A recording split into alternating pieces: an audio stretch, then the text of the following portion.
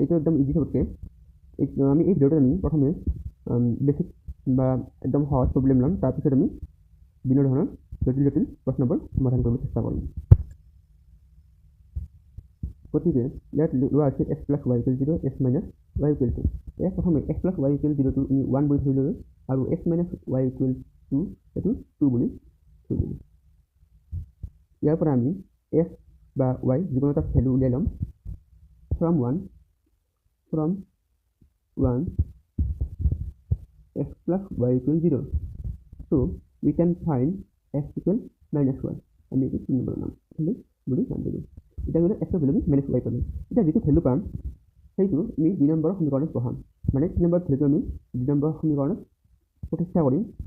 কেনেকৈ কৰিম এতিয়া 3 in 2 আমি 3 টো আমি 2 প্ৰতিষ্ঠা কৰিম। কি পাম তেতিয়া আমি x minus y equal to হয়নে দিয়া আছে এইটো।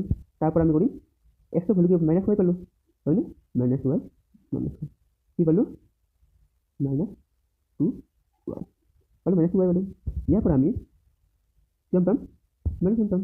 বুজি পাইছেনে 2 পূৰণ হৈছে এখানে হৰণ হ'ব আৰু মাইনাছ ভেলু গুচি যাব তাৰপিছত কি 1 পাম। অ'কে আৰু ডাইৰেক্ট আমি কেনচেল কৰি যাব পাৰিম y ইকুৱেল মাইনাছ 1। যিটো y ভেলু পালোঁ সেইটো আৰু আমি 1 নম্বৰ ইকুৱেশ্যন বহাই দিম, তেতিয়া আমি x ভেলুটো উলিয়াব পাৰিম। একেই কৰিম x plus y equal 0 1 number লিখিলোঁ হয়নে।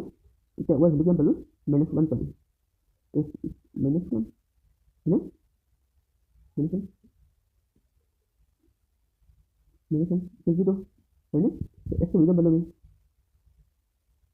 প্লাছ 1 x ভেলু পালোঁ আমি x ভেলু পালোঁ আমি 1 y ভেলু পালোঁ আমি মাইনাছ 1 আৰু এইটো হ'ল আমাৰ